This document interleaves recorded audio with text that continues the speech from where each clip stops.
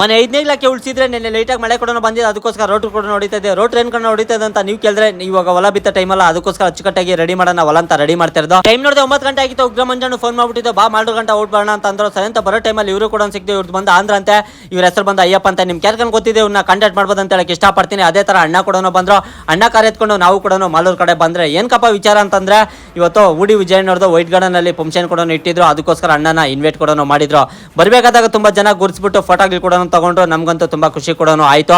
ಅದೇ ತರ ಮುನೇಶ್ಪುರ್ ದೇವ್ರಲ್ಲಿ ಕೂಡ ಮಾಡ್ತಾ ಇರೋದು. ಅದಕ್ಕೋಸ್ಕರ ಚಿಕ್ಕದಾಗ ಒಂದು ಸಲ್ಮಾನ ಕೂಡ ಮಾಡ್ಕೊಂಡು ಹಂಗೆ ಮುನೇಶ್ಪುರ್ನ ಆಶೀರ್ವಾದ ಕೂಡ ಪಡ್ಕೊಂಡು ನಮ್ಮ ಅಣ್ಣವ್ರು ಅಂತ ಹೇಳಕ ಇಷ್ಟಪಡ್ತೀನಿ. ಅದೇ ತರ ಈ ಚಿಕ್ಕ ಹುಡುಗ ಕೂಡ ಬಂದಿದ್ರು. ಇವ್ರನ್ನ ಪ್ರೀತಿ ವಿಶ್ವಾಸದಿಂದ ಯಾವ ತರ ಮಾತಾಡ್ತಾರೆ ಉಗ್ರ ಮಂಜನ್ ಅಂತ ನೀವೇ ನೋಡ್ರಿ.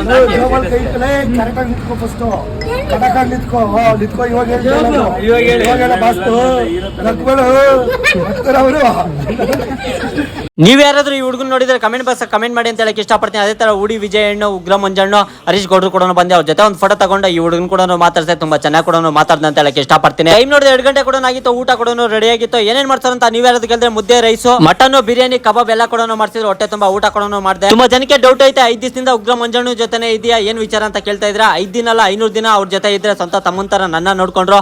ಅವ್ರು ಕೊಟ್ಟರೆ ಪ್ರೀತಿ ವಿಶ್ವಾಸಕ್ಕೆ ಯಾವತ್ತೂ ನಾನು ಸದಾ ಚುಣಿಯಾಗಿರ್ತೀನಿ. ಅದೇ ತರ ಈ ಮುನೇಶ್ವರ ದೇವರು ಯಾರೆಲ್ಲ ನನ್ನ ಫಾಲೋ ಮಾಡಿ ಸಪೋರ್ಟ್ ಮಾಡ್ತಿದ್ದ, ದೇವ್ರು ಎಲ್ಲರಿಗೂ ಒಳ್ಳೇದ್ ಮಾಡಿ ಅಂತ ಕೇಳ್ಕೊಂಡು ಊರಿಗೆ ಬರಕ ಟೈಮ್ ನೋಡಿದ್ರೆ 7:30 ಆಗಿತ್ತು. ಇವತ್ತಿನ ಕತೆ ಇಷ್ಟು, ನಾಳೆ ಸಿಗ್ತೀನಿ ಫ್ರೆಂಡ್ಸ್.